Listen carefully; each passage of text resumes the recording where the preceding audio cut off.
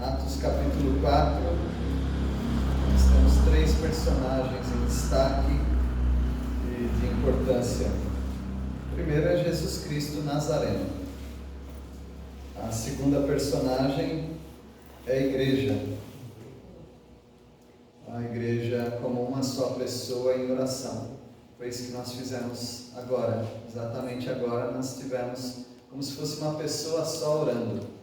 Nós estamos juntos, mesmo que uma pessoa só ore, todos nós estamos com os pensamentos voltados às palavras daquela pessoa. Então, é por isso que ninguém deve orar em público: abençoa a minha vida, abençoa os meus familiares, abençoa os meus negócios. Isso você pode fazer sozinho, mas quando você ora num grupo, em público, você toma a palavra em nome das pessoas. Nós, Senhor, viemos aqui pedir isto, aquilo. Então, nós temos uma motivação comum em orar coletivamente. E o Senhor quer que seja assim. Então, essa é uma personagem, a igreja, como se fosse assim uma pessoa, que nós vemos no capítulo 4 também. E outra personagem é José. José era da consolação, ele era um homem que sabia consolar as pessoas, tinha um jeito especial para isso. Ele é chamado de Barnabé. Mas vamos estudar hoje apenas alguns versículos dessa primeira personagem, que é Jesus Cristo. Jesus Cristo é uma pessoa de muito destaque e de importância na igreja. E poderíamos até dizer que não apenas de muito destaque. Ele é a essência da igreja. Sem Jesus Cristo não existe igreja. Sem Jesus Cristo nós não teríamos salvação. E o Senhor Jesus, até o versículo 28, é muito enfatizado aqui como o Nazareno. Aquele que era de Nazaré, aquele que curou as pessoas, aquele que esteve aqui na terra. A palavra do Senhor diz que aquela terra que estava em escuridão viu a luz. Esse título Nazareno ele é tão importante porque ele nos fala de alguém desprezado. Tudo que vinha de Nazaré era um desprezo só para aqueles que eram da metrópole, né? Da Judéia. Até eles falavam: pode vir alguma coisa boa lá de cima? E eles até diziam que Jesus era um nazareno. E é interessante que Jesus nunca refutou esse termo, porque ele podia dar a certidão de nascimento dele, porque os pais foram para um censo lá na Judéia, Belém da Judéia, e por essa ocasião Jesus nasceu. Então Jesus ele sempre foi chamado erroneamente de Nazareno. Algumas pessoas nascem num local, mas não são conhecidas como moradores daquele local. E aconteceu com Jesus. Ele nasceu na Judéia, nunca ninguém chamava Jesus de o homem da Judéia. Inclusive o chamavam de Nazareno. E interessante, ele nunca falou: escuta, eu não sou nazareno. Ele não ficava explicando. Ele aceitou muito bem o título de Nazareno. Até em João capítulo 7, quando os doutores da lei estavam falando: ele não pode ser o Messias, porque ele fazia muitos sinais, parecia o Messias. Mas todo mundo sabe que o Messias tem que nascer aqui, na Judéia. E ele não é daqui, ele é um nazareno. Ele é um galileu, ele é lá de cima. Então, talvez ele pudesse falar: não, eu sou o Messias. Não, ele nunca assumiu esse título para ele. Não o título de Messias, o título de alguém da Judéia. Porque as pessoas tinham que perguntar. Quando você não sabe, o que você faz? Você pergunta, né? mas eles nunca tiveram a curiosidade de perguntar. Tá tudo bem, o Senhor parece ser o Messias, mas para se cumprir as profecias, Miqueias 5:2 diz o quê? E tu, Belém Efrata, posto dentre as menores. Aí aquela cidade se tornaria famosa porque o Messias nasceria ali. E eles estavam aguardando o Messias nascer ali. Então vamos ver Atos capítulo 4. A primeira pessoa em destaque nesse capítulo, Jesus Cristo Nazareno. Versículo 1, alguém pode ler? Falavam todos ainda ao povo, quando sobrevieram os sacerdotes, o capitão do templo e os saduceus. Estava muito bonito, não é? Mas aquele discurso tinha que parar. Os fariseus e os saduceus eram um grupo da diretoria da nação, era um grupo do Sinédrio, era um grupo que tinha autoridade política e religiosa. Então você tem ali o capitão do templo, os fariseus e também os saduceus, né? Aqui fala apenas os saduceus, né? Os sacerdotes, que eram fariseus, e os saduceus.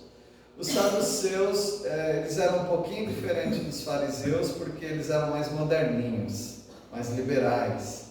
Eles não levavam muito a sério a palavra de Deus. Porém, eles tinham uma heresia muito forte entre eles. Eles não acreditavam na ressurreição.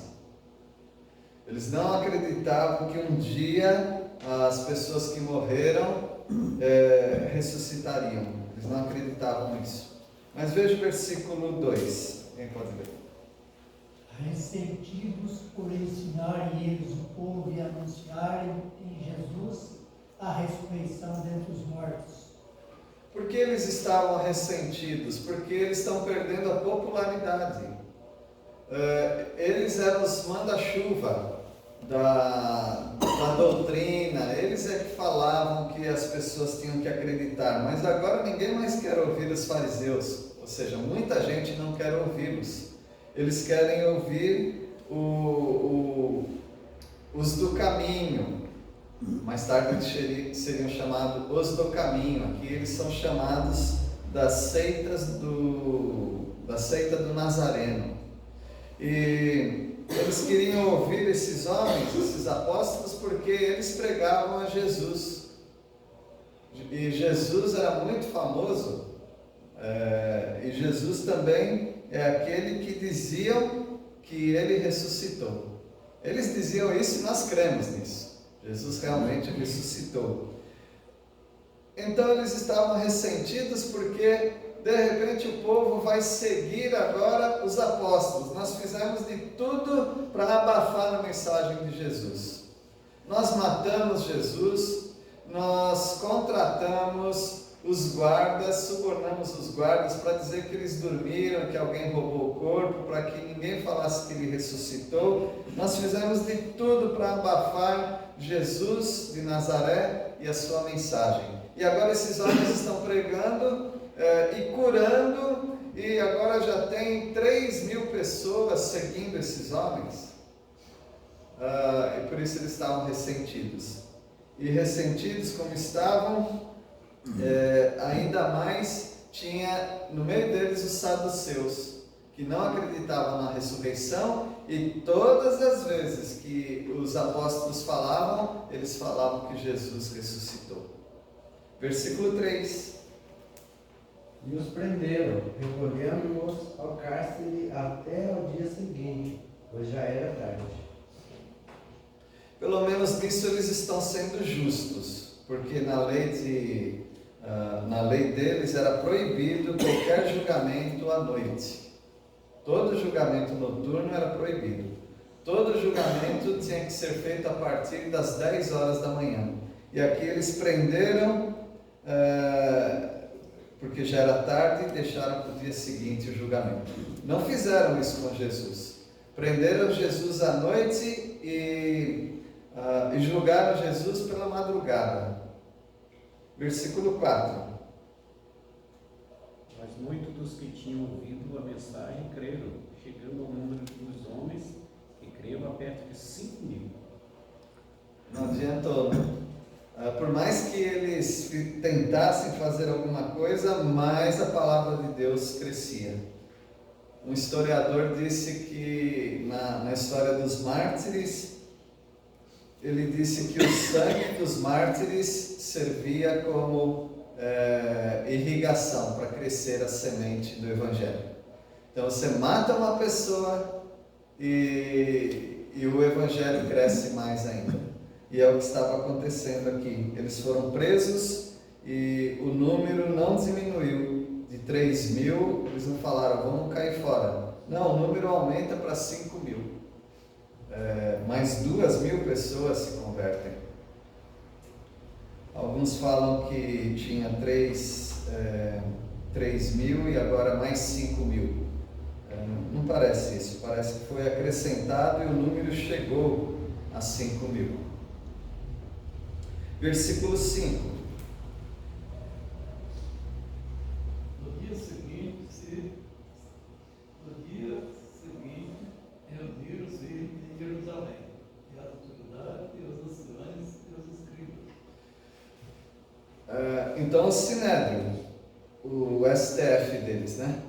Eles são os juízes, eles vão julgar o que está acontecendo e eles vão dizer se aqueles homens vão viver ou se aqueles homens vão morrer, embora eles não podem matar pessoas. E o processo de condenação à morte era muito complicado.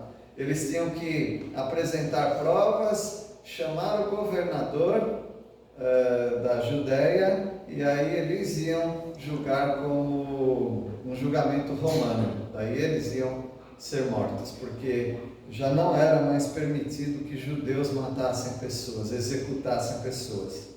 Mas eles estão dispostos a correr o risco, né? E eles se reuniram, essas autoridades, e aqui nós temos representados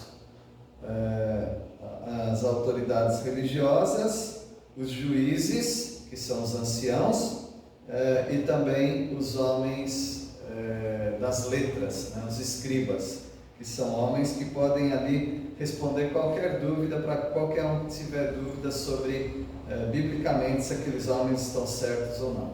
Versículo 6. Com o sumo sacerdote Anás, Caifás, João, Alexandre e todos os que eram da linhagem do sumo sacerdote. Então eles juntaram a família dos sacerdotes para ganhar peso, né, aquele julgamento, e não se sabe nada sobre esse João nem o Alexandre. Eu sei que tem um cantor que chama João Alexandre, né? E esses aqui nós não sabemos nada sobre eles, tá bom? Mas provavelmente são da família do sumo sacerdote. Anás e Caifás eram genro e... Para que isso mesmo? Genro e sogro, né? Só que o Anás, agora alguém precisa confirmar para mim, eu não me lembro. Na verdade, um aqui não é sumo sacerdote, eles tratam como um respeito apenas, né? Mas não pode ter dois sumos sacerdotes, assim como parece que não podia ter dois. O Anás foi jubilado. Foi jubilado, o Anás. Então é o Caifás que era o sumo sacerdote, mas não se engane, quem mandava era o Anás. Aquele pastor velho que põe um novo, mas fica lá. Ele fica mandando na situação. Então o Caifás que era o sumo sacerdote e o Anás que era o velhão. Versículo 7.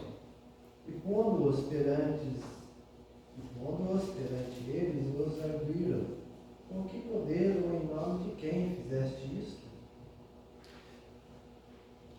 Alguém disse que o homem quer muito poder. E alguns chegam a falar, tem uma outra versão que diz que o homem não quer o poder, ele tem muito medo de perder o poder. Então esses homens, é claro que eles querem poder, esses homens querem se manter no poder. Por isso eles fazem essa pergunta aqui, com que poder Ou com que autoridade vocês estão fazendo isso? Ou seja, o que eles fizeram? Os irmãos lembram o que eles fizeram? Eles curaram o coxo. E eles já perguntaram para Jesus isso também. Sobre a autoridade de Jesus de fazer aquilo. E Jesus até chegava a perguntar, né, qual era o problema deles. É porque ele estava curando ou porque ele estava curando no sábado? E aqui eles querem que eles deem a explicação com que autoridade vocês estão fazendo isto, ou seja, curando o homem. Provavelmente, né, com certeza também, pregando para o povo. Porque não era todo mundo que podia pregar para o povo. Para o povo só podia pregar gente credenciada pelo Sinédrio. E tinha duas faculdades lá, nós podemos chamar assim, né? Hilel e Shammai. Se não tivesse estudado em uma dessas duas escolas de teologia, não podia ensinar. Mas Jesus ensinava sem ser de nenhuma dessas escolas. E esses aqui, Pedro, João também, no caso Pedro, né? Pedro inclusive era chamado de iletrado, não é porque ele não sabia ler e escrever, porque ele não era dessas faculdades, dessas escolas teológicas. Então qual é a autoridade? Algumas igrejas infelizmente dão muito valor para títulos, para diplomas, e elas não aceitam que qualquer pessoa suba no púlpito, tem que ser uma pessoa preparada. Mas nós sabemos que, embora todos os crentes precisam se preparar para ensinar a palavra de Deus, o ensino formal não é o que vai dar autoridade para as pessoas ensinarem. Mas a piedade, o poder do Espírito Santo, é isso que dá autoridade, não o ensino formal. Versículo 8.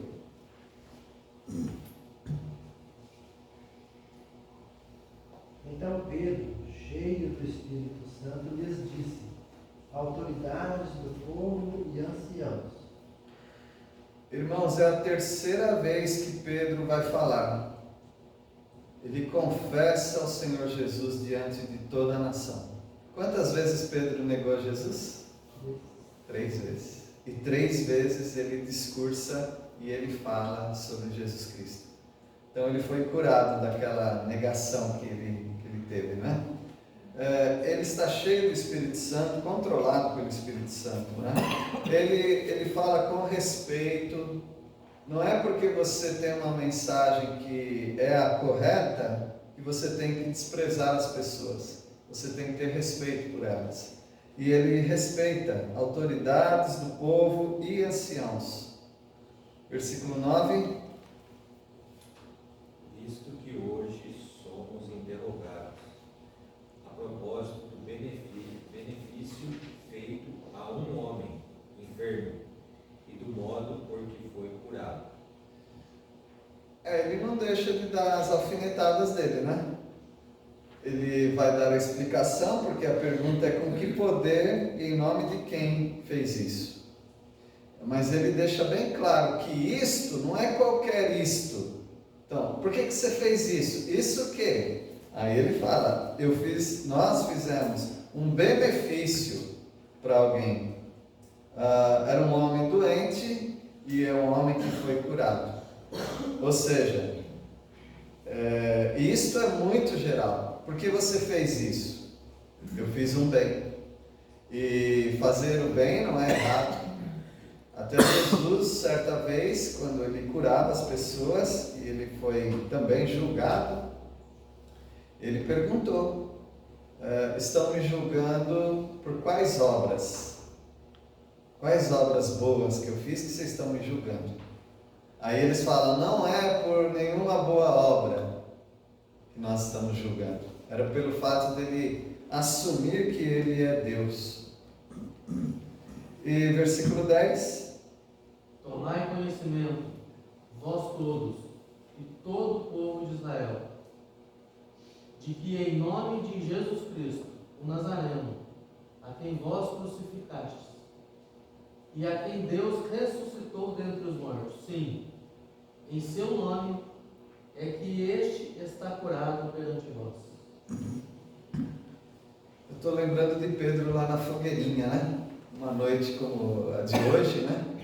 E ele lá em volta da fogueira, e eles falaram: você andava com ele? Não.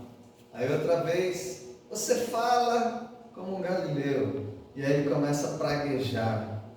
Negou de todas as formas que ele não era um seguidor de Jesus. E agora o Pedro ele está aqui falando com toda a coragem. Vocês todos tomem conhecimento. Veja que petulância, né? Ele tá diante de doutores, autoridades, anciãos e escribas. E ele fala: tomem conhecimento. Como se eles não soubessem, né? Porque realmente eles não sabem. E Pedro, nesse caso, sabe mais do que eles. Tomem conhecimento, vocês, doutores, e também toda a nação. Que ele está respondendo a pergunta: em nome de quem? É em nome de Jesus Cristo, o Nazareno. E aí ele também já dá outra alfinetada neles. Aquele mesmo que vocês crucificaram, mas ele ressuscitou. E aqui também ele já joga um contra o outro. Porque quando fala de ressurreição, dá confusão ali. Porque os fariseus acreditavam em ressurreição, os saduceus não.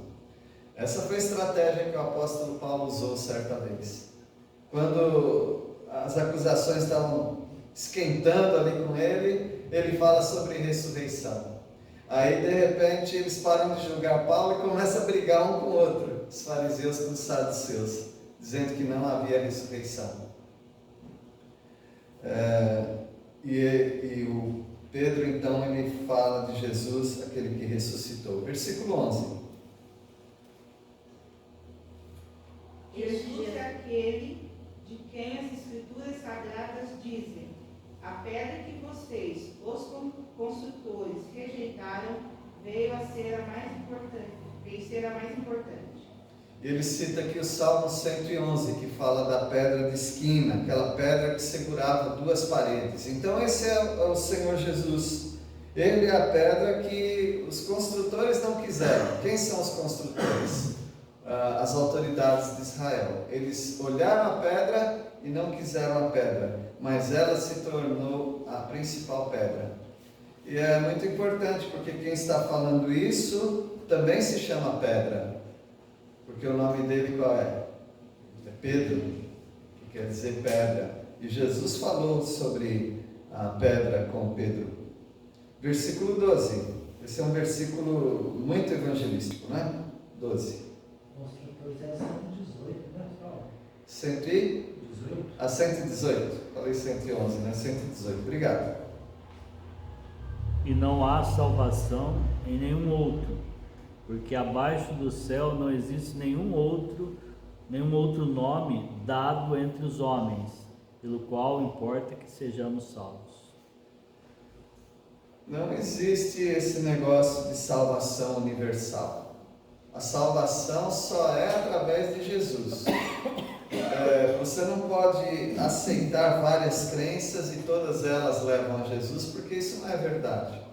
Só há salvação em Jesus, não há salvação em nenhum outro. Aí ele fala: nem abaixo do céu não existe nenhum nome dado entre os homens.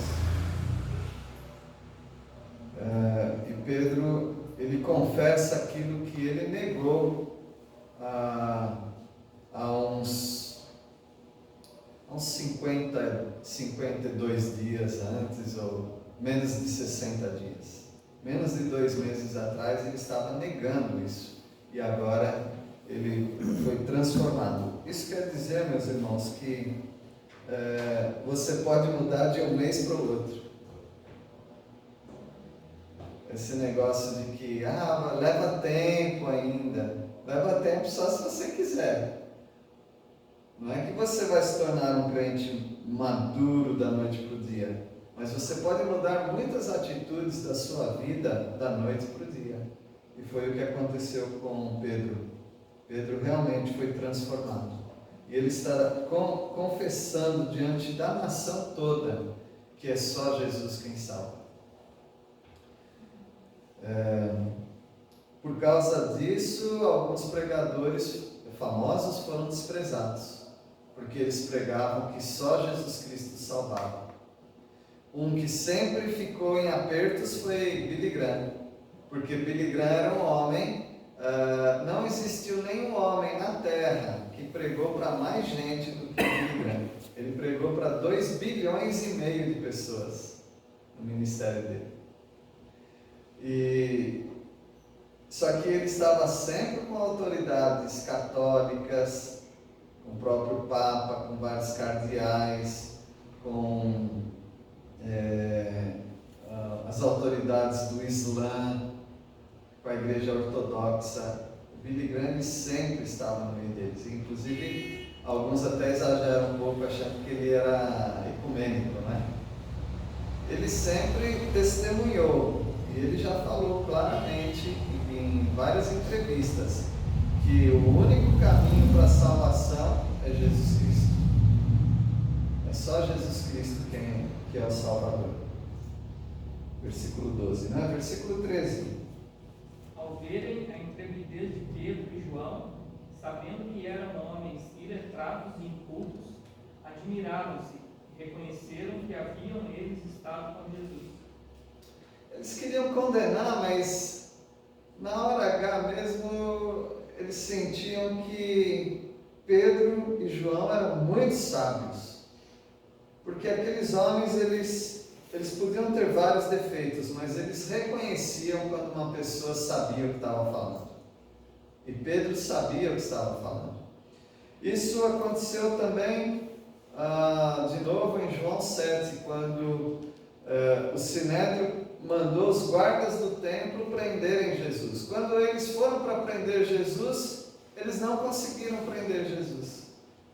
Aí quando perguntaram, mas por que vocês não prenderam? E aí eles falaram que foi por causa do modo como ele falava. Vamos ver quais foram as palavras certinhas, porque eu estou parafraseando aqui, né? João capítulo 7.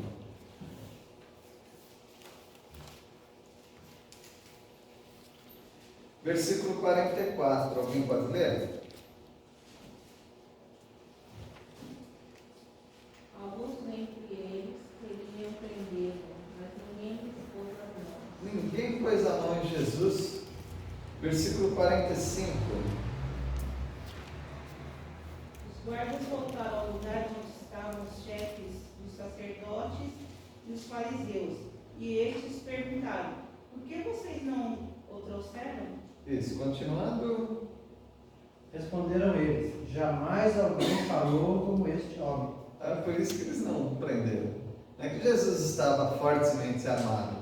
Ele estava muito armado com as armas espirituais, que são as palavras de Deus. Versículo 47.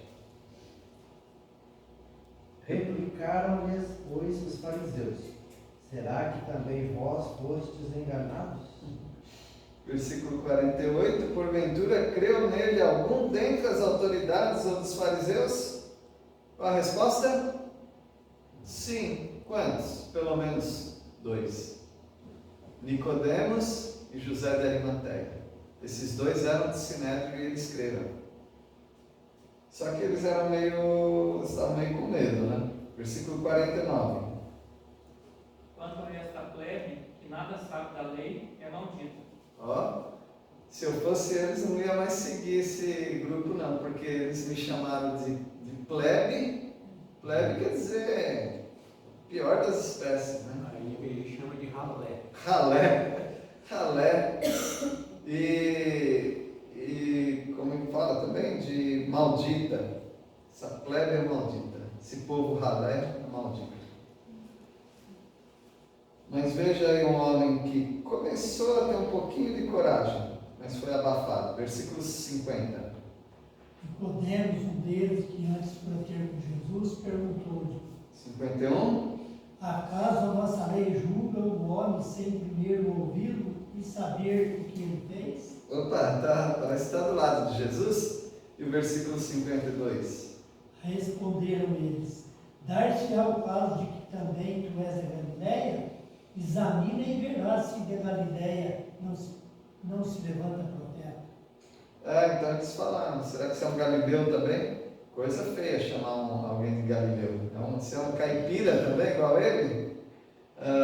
Pode pesquisar que você vai ver que da Galileia não levanta profeta. Eu diria, pesquisa vocês, porque Jonas era daquela região. E tinha outro profeta também, eu não sei se era Amós, não sei agora. Mas Jonas era sim da Galileia, da região. Então eles sempre pensavam que Jesus era da Galileia, quando de fato Jesus era da Judéia, mas ninguém parou para perguntar sobre isso. Continuando o nosso texto ali, para nós irmos para a reta final, Atos 4,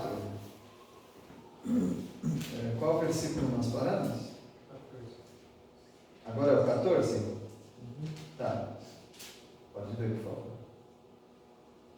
Mas não podiam dizer nada contra os apóstolos, pois o homem que havia sido curado estava ali de pé, junto com Pedro e João. Estou vendo se é o mesmo versículo. É esse mesmo, né? A testemunha estava lá, né? Sim. Tá certo. Então, Pedro e João, muito corajosos, e eles não tinham nem como dizer o contrário, porque o homem estava ali. O homem que eles curaram estava ali. Notem aquele versículo em Atos 3:11. Depois que eles curaram o homem, a gente perde um pouquinho o andamento da história, mas veja, 3:11, alguém pode ler? O homem que havia sido curado acompanhou Pedro e João. Toda a gente estava admirada e corria para a parte do pátio do templo chamado de Alpendre de Salomão, onde eles estavam. Então esse homem acompanhou Pedro e João. Em outra versão diz o quê? Apegando-se. Ele ficou apegado a eles. Então aquele homem era a força da pregação de Pedro. Pedro estava pregando e explicando o que aconteceu pelo poder de Jesus Cristo, e aqui do lado tem o homem para provar isso. E não era um outro, não era uma coisa que alguém poderia enganar, né, ou pegar um outro, porque tem algum versículo que diz que todos conheciam que era aquele homem. Os irmãos podem me ajudar?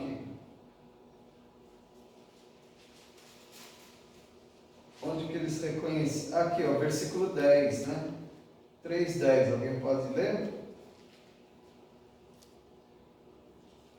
E reconheceram ser ele o mesmo que esmolava, assentado à porta formosa do templo, e se encheram de admiração e assombro por isso que lhe aconteceu. Não ficou dúvida. Lá em João 9, aquele cego de nascença que foi curado ainda tinha uma dúvida. É ele? Não é ele, é um que parece com ele. Mas aí os pais falaram: que é nosso filho, é nosso filho. Agora pergunta para ele, não tem nada a ver com isso. Então, Atos capítulo 4, versículo 15: e mandando-nos sair do sinédrio, consultavam entre si. Veja que eles não estavam muito firmes sobre julgar Pedro e João. Então eles falaram: sai daí e a gente conversa. E eles conversaram entre eles. E o versículo 16: eles diziam: que vamos fazer com estes homens? Pois todos os moradores de Jerusalém sabem que eles fizeram um grande milagre, e nós não podemos negar isso. Se não pode negar, faz o quê? Creia em Cristo Jesus. E eles já estão atrasados quanto a isso, porque falaram a mesma coisa com Jesus. Sabiam que Jesus realmente tinha feito sinais, mas eles estavam muito resistentes a crer em Cristo Jesus. E agora eles estão repetindo o erro de ficarem firmes contra aquilo que é inegável. Versículo 17. Mas, para que não haja maior divulgação entre o povo, ameacemos-nos para não mais falarem neste nome a quem quer que seja. Eles estão agindo contra a própria consciência deles. Eles sabem que tudo que está acontecendo ali é verdadeiro, mas eles estão enganando a si próprios e proibindo, fazendo aqui uma grande censura com o povo todo, ameaçando qualquer um que falar no nome do Nazareno, de Jesus, quem quer que seja, vai ser condenado.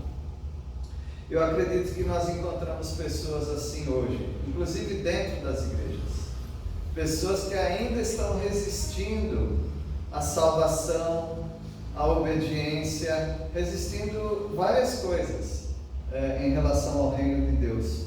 Elas sabem que elas estão erradas, mas mesmo assim elas estão firmes no erro delas. Versículo 18. Então, chamando-os novamente, ordenaram-nos que não falassem nem ensinassem em nome de Jesus.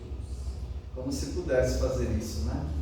Então eles ordenaram isso: não falem mais no nome de Jesus.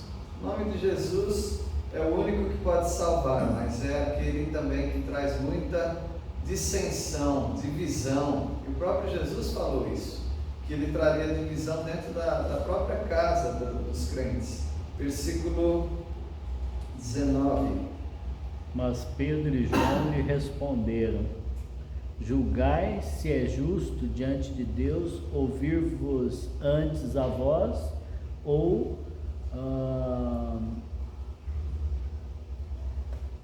a vós outros do que a Deus.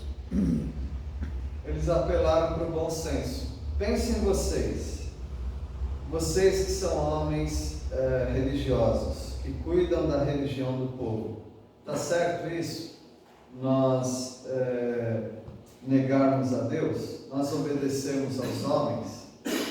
Não está certo isso. Eles não estão mais preocupados com o que é certo e o que é errado.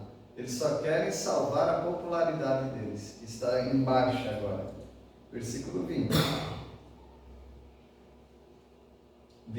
Pois nós não podemos deixar de falar das coisas que vimos e ouvimos. Nós não vimos, tá bom, irmãos? Nós não vimos, mas nós cremos. Nós lemos e nós cremos, mas Pedro e João, eles viram Jesus, tocaram em Jesus, e eles são autoridade. Por isso que nós seguimos a doutrina dos apóstolos, porque eles estiveram perto de Jesus e nós cremos nisso. Versículo 21. Depois, ameaçando-os mais ainda, os soltaram, não tendo achado como os castigar, por causa do povo, porque todos glorificavam a Deus pelo que acontecera. A minoria aqui são os poderosos. Eles estão negando, mas eles sabem que eles estão sendo desonestos intelectualmente, estão sendo desonestos juridicamente, e eles estão sendo desonestos espiritualmente. Porque tudo que está acontecendo aqui é uma prova viva de que é verdade, mas eles estão atropelando a verdade. Isso combina muito com Romanos 1,18. E alguém pode ler lá, Romanos 1,18? Essas pessoas são indesculpáveis por isso. A ira de Deus se revela no céu contra toda impiedade e perversão dos homens que detêm a verdade pela injustiça. Eles estão detendo a verdade, não deixam a verdade entrar no recinto deles. E eles estão trocando a verdade pela injustiça. E assim tem feito muitas pessoas hoje, um mal contra si próprias. Algumas pessoas fazem isso contra os filhos. Os filhos estão chegando no caminho, mas eles proíbem os filhos de chegar no caminho. Algumas pessoas fazem isso contra as crianças. As crianças estão chegando no caminho, mas as pessoas proíbem as crianças, ou não dão atenção para as crianças. Versículo 22, encerrando com esse versículo. Ora, tinha mais de 40 anos aquele em quem se operara essa cura milagrosa. Um detalhe importante, né? Então esse homem já era um homem adulto, era um homem que era assim desde nascença. E não é que a cura se torna mais poderosa, simplesmente se torna mais impressionante, né?